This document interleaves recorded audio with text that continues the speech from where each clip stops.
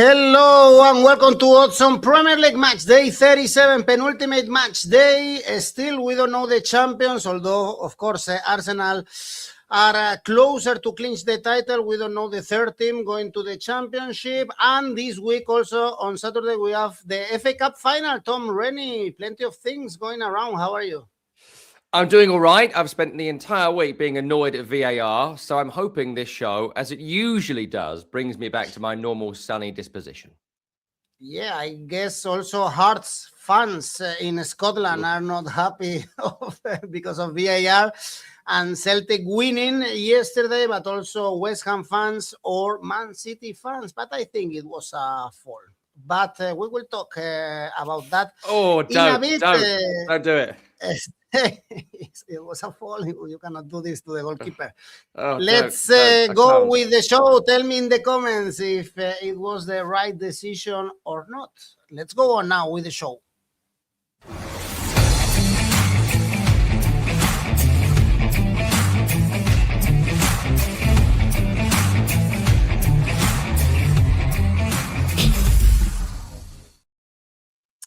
And let's start with the FA Cup final on Saturday, 3 p.m., Wembley Stadium, Chelsea, Man City. There you go. We have even the graphics for the FA Cup. It's kind of a one-sided final.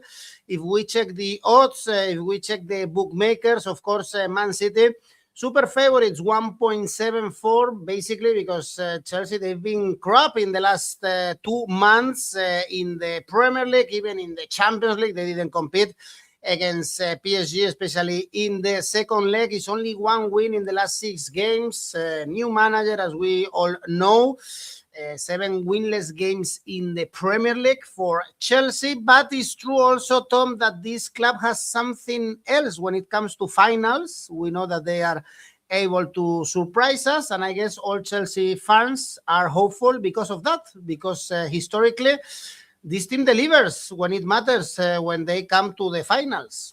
Yeah, some very bad Chelsea teams across the last 20 years with interim managers and on bad form have turned up in a final and found a way to win. So you never know in a final as well. And I will say, in terms of positivity for Chelsea, there were elements of the Liverpool game last week which I thought were quite good. I think that the 3 at the back worked well in this game, as opposed to when we saw it against Brighton a few weeks earlier under 𝗗𝗜𝗦𝗖𝗟𝗔𝗜𝗠𝗘𝗥, who was limiting his own limitlessness, as we know. But I think that Levi Colwill coming back in makes a massive difference. He is the best defender at Chelsea. To not have had Levi Colwill all season has been significant for Maresca, then Rousinha, and now McFarlane. I think that group of Colwill, Fofana, and another, it was Hato last week. I wonder if it'll be someone else this week. That's not a bad trio.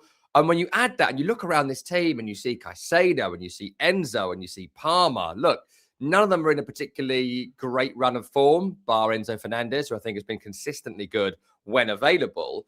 But like the names on the back, the talent in the boots, it's all there for Chelsea. And so they could pull off a shock here. But it would be a shock. I expect them to stick with the 3 at the back for this game. A lot of players, though, that I've mentioned really off form. No one more so than Cole Palmer, who has previous at Wembley, but of course it's for Man City before the move to Chelsea. I'm sure he'd love to have a big game here, and maybe Cole Palmer needs a big game here. The World Cup is coming. The squad will be announced in, 2 weeks or 3 weeks? And at the moment, he's not on the plane. And so a big performance in the FA Cup final might turn that around. But of course, City go into it as massive favourites. Their overarching run of form right now is very good. Just dropped points in one of the previous 5 games. That was the game against Everton, where they had that weird 15-minute aberration, which may have cost them the Premier League title. But beyond that, Doku's in incredible form. There's talk that Rodri might well be fit for this game. And if he is, that'll make a massive difference for City. With all due respect to Nico Gonzalez, who replaces him, Rodri is the best player at City and I think remains the most pivotal player in the league. I think we'll see some of the more star names return, having been some rotation against Crystal Palace on Wednesday. So I expect Haaland up front. I expect Doku to come back in, as mentioned. I expect Ryan Cherki to start. And look, they're a better team than Chelsea. They've got a better defense than Chelsea. They're on better form than Chelsea. They have better strength in depth than Chelsea. And one of these teams has Pep Guardiola. The other one has, who knows his name? Anybody? I know it's Callum McFarlane, but did you lot know? No one knows who this is. Okay. So, he's up against one of the greatest managers in the history of football. So take the Man City win, do it in 90 and 1.74. I think they'll be too good for Chelsea in this game. Jeremy Doku is a man in tremendous form right now. We are finally seeing someone show the talent they have on the field. So anytime goal for him is a really generous 3.75. Struggling on current form to see a Chelsea goal scorer. So City win to 0 is the first really generous double your money bet. And 1-0, 2-0, 3-0 Chelsea. City, forgive me, against Chelsea. A nice little group of 3.5. City win this. Chelsea don't score. They do it in 90. Okay, you think it's going to be pretty comfortable. Conrad, City to win 2-0. Man Spaghetti, don't take Liverpool as a reference since they are gone. And Haaland to score and City to win.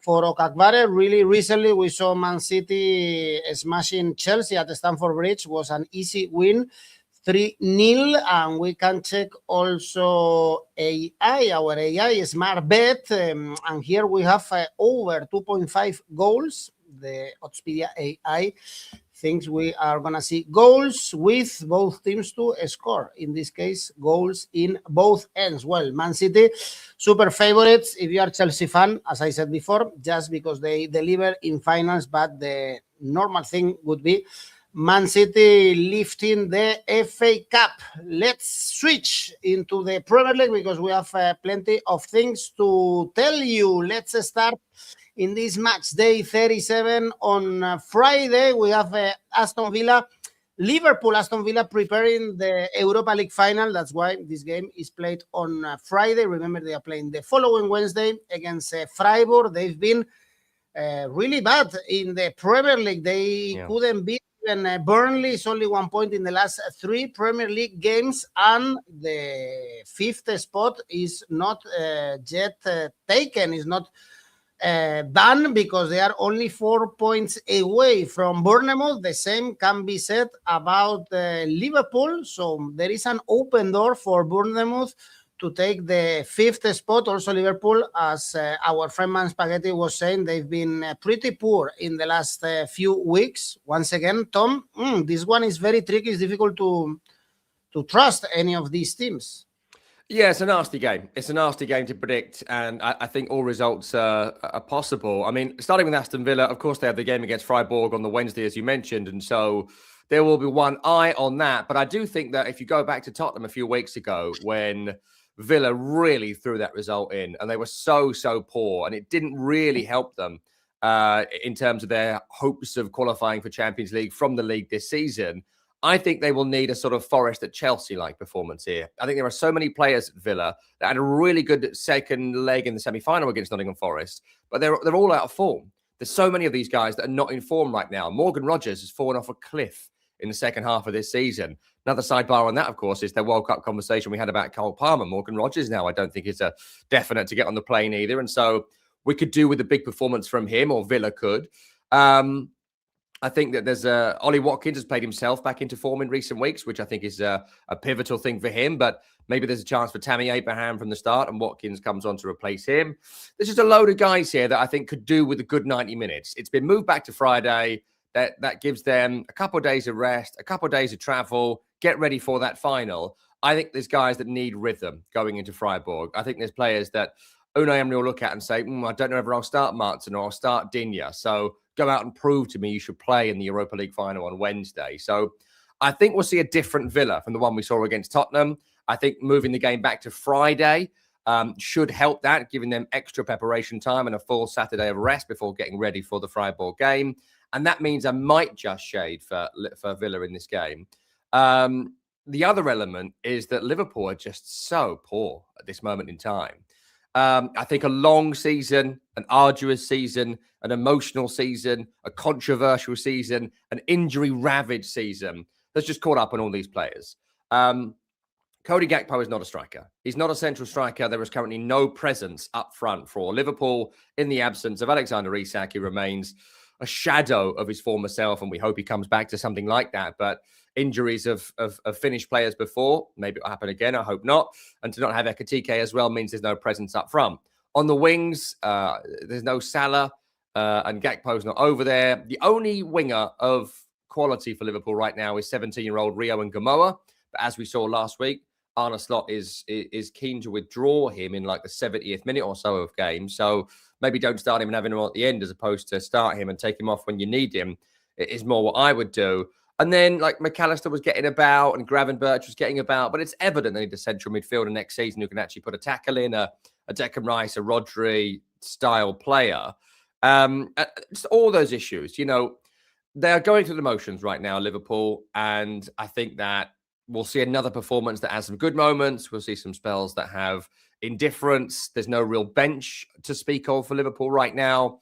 And the manager's very unpopular. So I'm struggling right now to see a pathway to a Liverpool win if Aston Villa are on the ball. I'm going to gamble that Villa are on the ball, and at 3.35 to win at home, I just think there's more positive vibes around Villa than Liverpool. So take that at 3.35. Really good odds there. I do think goals at both ends.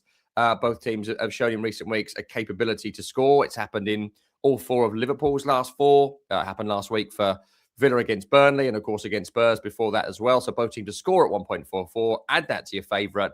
And the only goal scorer in form in this game is Watkins at 2.63. So take that as well.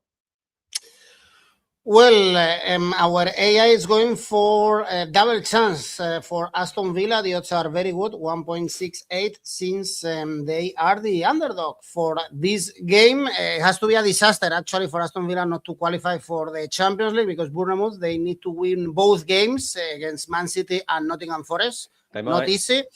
Aston Villa need to lose the Europa League final, because if they win the Europa League, they'll qualify. And then, of course, they have to draw or lose this game. So it's a sequence of games for these two teams to drop from the Champions League spots. But let's see what happens, especially with Bournemouth. No games on Saturday, only the FA Cup final. So on Sunday, we have Man United, Nottingham Forest, nothing to play for here with Man United qualified for the Champions League. We saw a draw that you predicted, I think, against Sunderland. Very boring draw, goalless draw.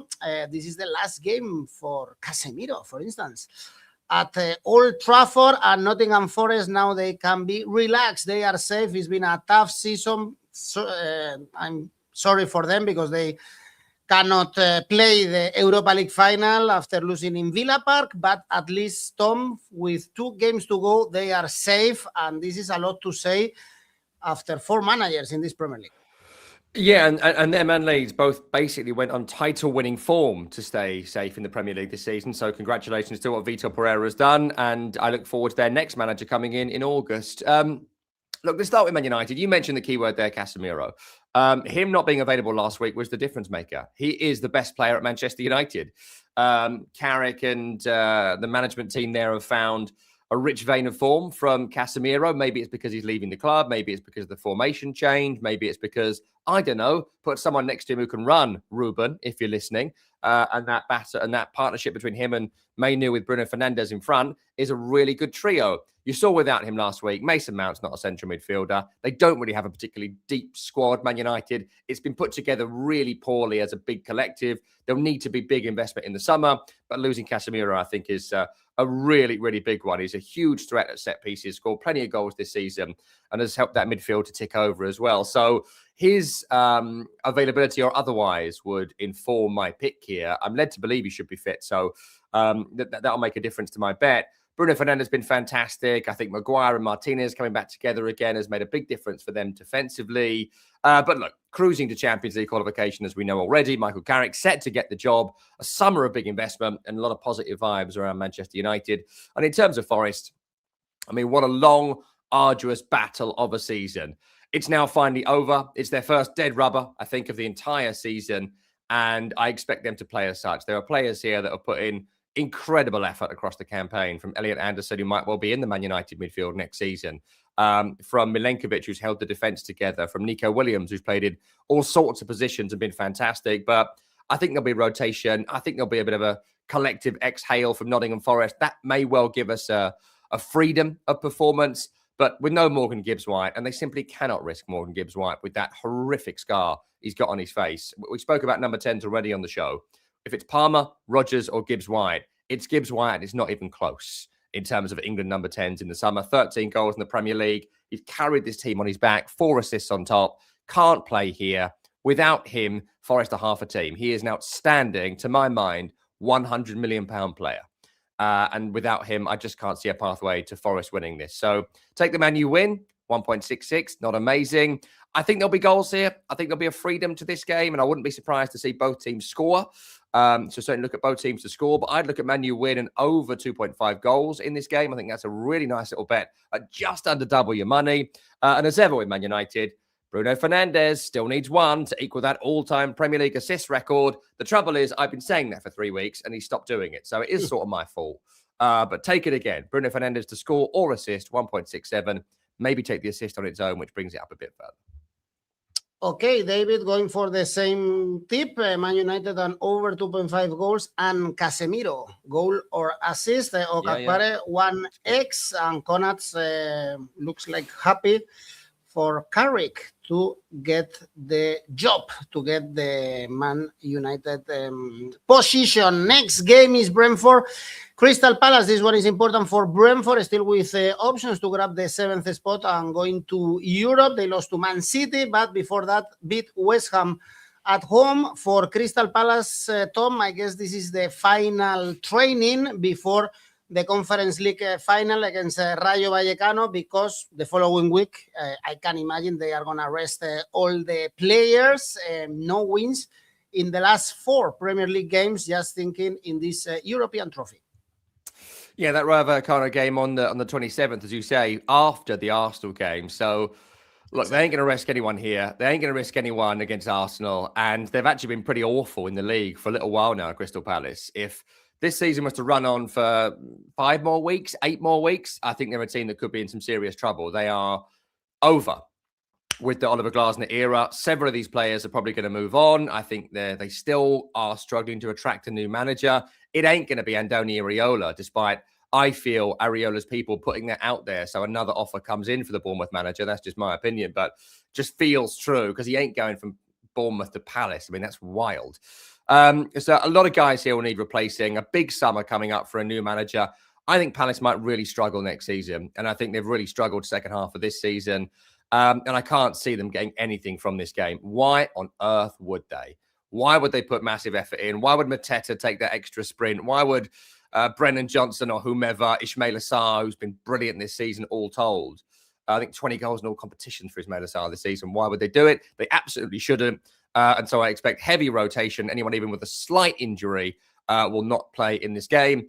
And that leads into Brentford's hands. So, look, they haven't been great recently. They should not have beaten West Ham 3-0. I think that is a scoreline that's flattered them. Beyond that, thrashed by City, beaten by United, drew against Fulham, drew against Everton. Not a great team at this moment in time. The second half of the season for Brentford has not been as strong as the first. 𝗗𝗜𝗓𝗏 only really scores when there's a penalty kick, and that's round about it. And they have the 3 tactics we've spoken about a lot this season. Long throw, ball over the top, win a penalty. That's it, the end, full stop. Mikkel Damsgaard is the only player that's got anything different in his locker. And if he can have an inspirational game, they win against Crystal Palace. But this is a banker for me. Banker home win at 1.79. Take that. It's a Brentford game. So as ever, look for a penalty to be awarded because they always get a penalty. 10 this season they have had. Insane amount of penalties. So a penalty awarded in this game is 2.63. And it will be taken by Igor. And he has got 22 goals in the Premier League this season. So any time for him is 1.91. Brentford win comfortably. And they also have a penalty in this game. Of course, go for Brentford, 2 points less than Brighton in the fight for the conference spot. Next game, this is a friendly one, Everton, Sunderland. Everton, basically no options to play in Europe next season after the last draws against Crystal Palace and Man City, winless in the last 5, and also Sunderland winless in the last 4. So these 2 teams, Tom, nothing to play for. Yeah, just about. Almost. I think Almost. if they Yeah. almost Sunderland, I would discount. I think that's right. But I do think even though they're only 1 point ahead, I think if Everton won the last 2 and it goes down to 8th and Brentford don't win. But yeah, I do think you're broadly right. I think there's more for Everton than there is for Sunderland, but only just about. I think this Everton squad is really thin. And David Moyes, once again, as he always does, has got a team that under another manager may have struggled into a comfortable mid-table position, which is his speciality. I think that in recent weeks, Dewsbury Hall being fit has given them a goal threat. I think Beto has done really well last few games. His goal last week against Palace was very, very good. They're tough to beat, Everton, even when they lose. It's a pretty tight game, as the West Ham and Liverpool games were. And late goals in those games have cost them points as well. And I think a lot of that comes down to a lack of ability to rotate. But it's the last game at home in the debut season of 𝗗𝗜𝗦𝗧𝗟𝗏 Stadium. I think that they have a little bit more goal threat than Sunderland. They have a little bit more to play for than Sunderland. And look, Sunderland have done really well across the campaign, as we know, but the second half of the season's been pretty poor. They have shown a rearguard action since the walloping at the hands of Nottingham Forest, where they really hit the beach early and were ready to wrap up this season. That shook them back into life so as to not be embarrassed for the last few games, but not a great deal of goal threat, not a great deal of endeavour. A lot of the newer players have either been not found out, that seems harsh, but like we know about them now, so you know how to work a plan for a Siddiqui or a Talby or whatever, or a Brian Brobby. But some of the older guys like Hume and Luke O'Nien and all these guys, Chris Rigg, that are getting games. It's a championship squad on top of a new built squad, and you're kind of seeing that now. And I think this summer is going to be really, really interesting for Sunderland. But in this particular game, it just feels like a classic end of season, nothing to write home about home victory. 1.91 for Everton. I think they've not won enough home games this season, but I do think they'll be able to get through in this one. Scored 9 goals in their last 5, but haven't won any of them. I think they'll be able to keep a clean sheet here against the Sunderland side that have only scored 1 goal in their last 3. 2-0 to Everton is 8.5. Bung that in a group of 1-0, 2-0, or 3-0, 3.5. Can't see a Sunderland goal, so Everton win to 0. And weirdly, I'm going to bet on Beto to score, which I've never said before. 9 goals for the season. I think he'll make double figures. Really impressed with him last week. Anytime Beto is 2.63. Okay, some other people going for the draw, which pays really well. Conan's draw due to lack of interest from either team. Okakbare also going for a draw. Jack Ryanair going for 1-1. It pays good. It's 3.8 actually. The draw. Next game is Leeds Brighton here. The game is important for Brighton right now in the 7th spot, only 2 points away from Bournemouth, so perhaps they can play Europa League. Next season, they beat Wolves 3-0 after losing to Newcastle, but their form is really, really impressive. 5 wins in the last 7 games, a really strong finish. And Leeds now, they can relax after being safe. Actually, they are on top of Crystal Palace in the table. Yep. They drew with Tottenham. Tom, what to expect in this game? Because it's hard actually to bet against Leeds playing at home, apart from the fact that they have nothing to play for. Yeah, but they've not taken their foot off the gas. We saw against Tottenham exactly. on Monday, whenever it was, Sunday. Monday Night Football. I think that they're now on their longest unbeaten run of the season, Leeds. I think it's 7 now without loss. They've done it again. They keep finding a way. Of course, to take the FA Cup, I mean, just the league. But like, they're just so hard to beat. And it's been the narrative of the season. I think that was their 14th draw of the campaign against Tottenham a few days ago. Several of them have been 1-1.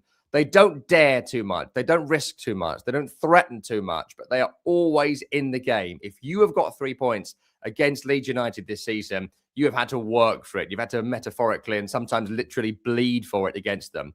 Incredibly well organised, as they have been from the first week of the season. Since going back to 3 at the back in December time, they have just been brilliant. Absolutely brilliant. From Biol to Strike to Rodon, Ethan Ampadu, phenomenal on Monday against Tottenham Hotspur, and another goal for Calvert-Lewin too. 13 in this Premier League season is an incredibly impressive record, and they will run, and they will run, and they will run, and they're going to make it really, really hard for Brighton here. Brighton need to win both of their games to keep the Champions League qualification push alive.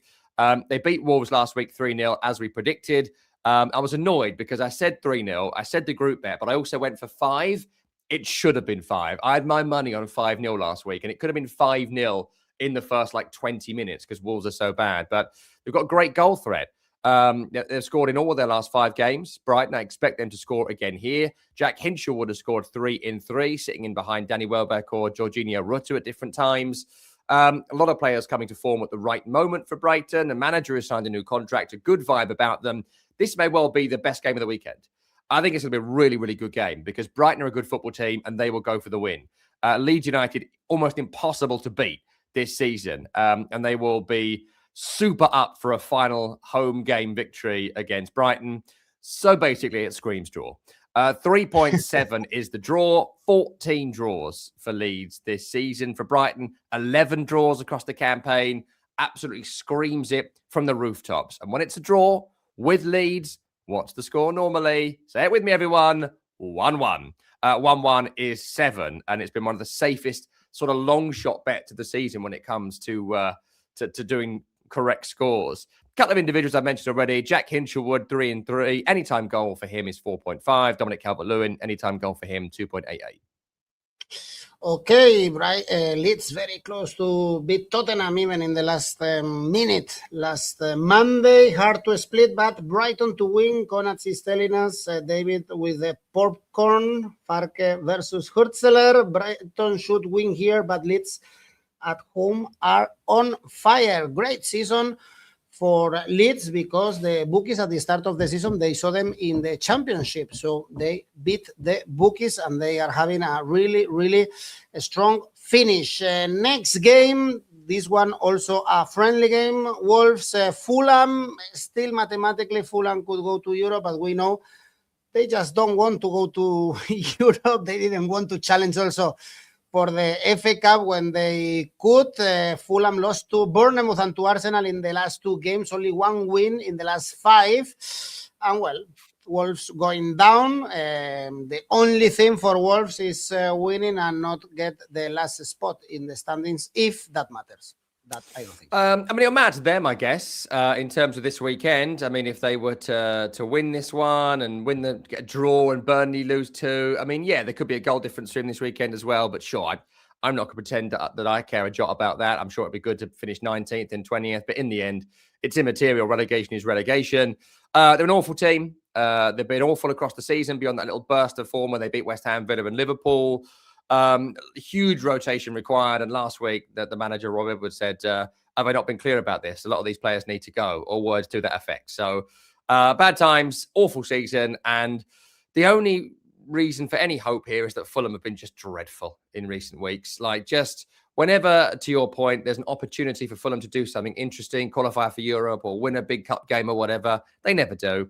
I think these are the dying days of Marco Silva's time there. There's nowhere else to go for Fulham under Marco Silva. I think a new manager needs to come in to breathe some new life into it. I think there needs to be some investment in the summer. And I think Marco Silva needs a new challenge as well, frankly. And so I expect that all to happen in the coming days. Look, 2 teams in awful form, but what am I going to do? Bet on Wolves? So take the Fulham win at 1.95. And there's every chance here because Wolves are conceding so many goals. 3 against Brighton, 3 against Leeds, 4 against West Ham. I think if you're going to have a bet on this, you've got to go for a big Fulham win. So Fulham on over 2.5 goals is 2.73. Even give a little handicap here, Fulham -1. So 2-0 or more comes in at 3.25, which is a quite nice little bet. Fulham win reasonably comfortably if they can be bothered, which you never know. Yes, Konats, surely Fulham have enough pride to turn up and win. Let's see. Okakbare also Fulham to win. Let's go to the next game. Newcastle, West Ham United. Tom, let's talk about the elephant in the room. Was it a penalty? Sorry, it was correct, the VAR decision to disallow the goal, or no? No, it wasn't a correct decision at all. It was a penalty to West Ham, is what it was. It was a foul by Leandro Trossard on Pablo, very clearly, looking away from the ball, holding him, pulling him, grabbing him, pulling him to the ground all the way as he ran towards the goalkeeper. There's also a foul by Gabriel on Pablo before he gets anywhere near the goalkeeper. I would argue his arm is across the goalkeeper and not grabbing him, but I'm happy to be convinced otherwise. But yeah, it's a penalty to West Ham or it's a goal. They didn't show the referee the angle where Trossard is holding Pablo from penalty spot to 6-yard box. Very, very clear foul that we have seen given many times this season, including against West Ham. in that penalty area, Lucas Paqueta on Lewis Dunk earlier in the season. It's a penalty or it's a goal. It shouldn't have been overturned, and it was a diabolical, despicable, unacceptable disgrace. And now tell me, are you, there is some hope, are you hopeful for these remaining 2 games after the draw of Tottenham that I think almost no one, let's say, expected, but West Ham need to go to Newcastle and win, and look at the odds. Even if Newcastle are in really poor form, the bookies still fancy them to beat West Ham. Yeah, look, I think with Newcastle, the entire season's been quite poor, but just at this particular moment, which I do feel like has happened to West Ham across the campaign and always happens to teams who go down, their best players have come back and they've hit a little teeny run of form. Bruno Guimaraes being missing for, I mean, how long was he missing for? 10 weeks, 12 weeks? Pivotal in Newcastle's season. He's one of the best players in the league. He's certainly Newcastle's best player. He's their captain. He's their top scorer. He's their best defensive midfielder. He takes the corners. Like, this is Bruno Guimaraes' team. And without him, it fell apart. Obviously, it did. None of the new signings have worked out at all, to a point Malik Chow, but even he's had a dodgy second half of the campaign.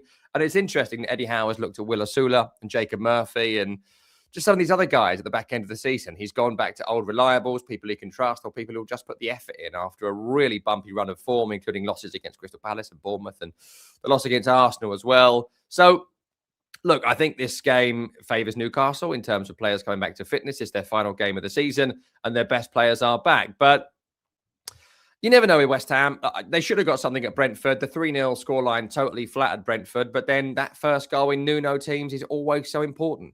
If West Ham get the first goal, I think they will get something from this game. I think there's every chance they win this game if they get the first goal. If Newcastle get the first goal, Nuno teams cannot chase it. He doesn't know how to change it positively. He doesn't have the options really to do that, even if he wanted to. And so it's a first goal win scenario, as it often is with Nuno Espirito Santo. Should have got something last week. Should have got something against Brentford. Did beat Everton. Did beat Wolves. Should have beaten Crystal Palace, but couldn't get that opening goal. Look, I think West Ham stick with the 3 at the back that worked well against Arsenal last week. I think that's a pretty decent trio. I think it'll be the exact same team, frankly, that played last week against Arsenal. And I think it'll be a real battle here. West Ham, to stay in the Premier League, must win this game. I know if they draw or even lose, and Spurs lose on Tuesday against Chelsea, it's all to play for on the final day. But I do think Spurs, as bad as they are, would be able to get a draw against Everton on the final day. And if West Ham have won on the final day but lost here, they would go down on goal difference. So I think they have to win. They have to win this game. And I personally don't think they will. I've just not seen enough from West Ham to tell me this year they can win the big game when it comes around. So I would take the Newcastle win at 2.17. I wouldn't be surprised to see this be exactly the same as the Brentford game. I think first goal wins. I wouldn't discount the draw, and that would be West Ham are able to score a 90th minute equaliser, which this time counts because the referee is not an incompetent boob. So look at the draw at W money. I do see goals at both ends. Again, I would expect Newcastle to score the opening goal and West Ham maybe get a late consolation. But once they've scored 2, I think the game is over. No chance West Ham score 2 or more. So both teams to score yes at 1.4. Add that to your winner. Mine would be Newcastle. And then, I can see it being very similar to the Brentford game. 1-0, 2-0 or 3-0 to Newcastle would be 5.5. And I think West Ham go down this weekend. Well, here there is more hope on West Ham. Through light, West Ham to win. 𝗗𝗑𝗦𝗖𝗟𝗔𝗜𝗠𝗘𝗥 double chance for West Ham. Jack Reynor, hopefully West Ham to win. I would hate them going down.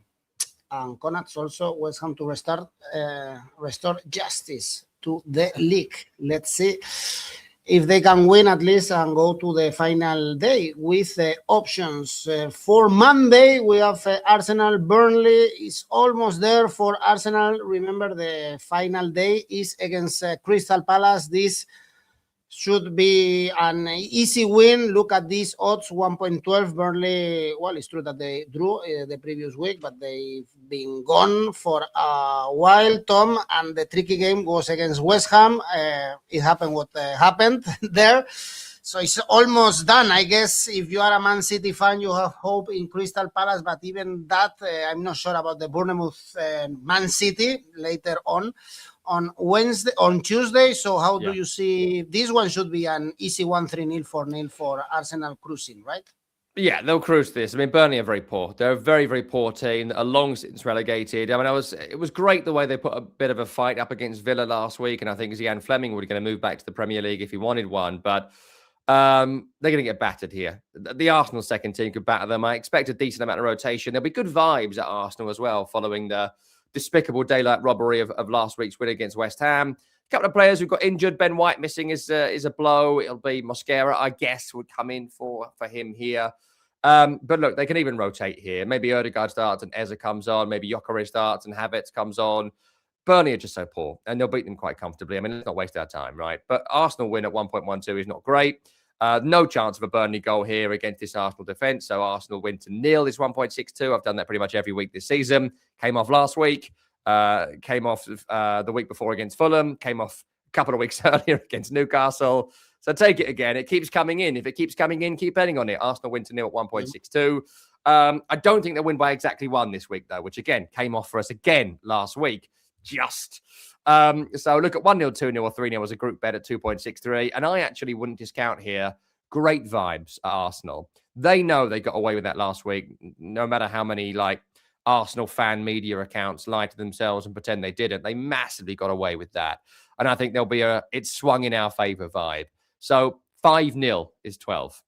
I think they are going to absolutely pump Burnley in this game.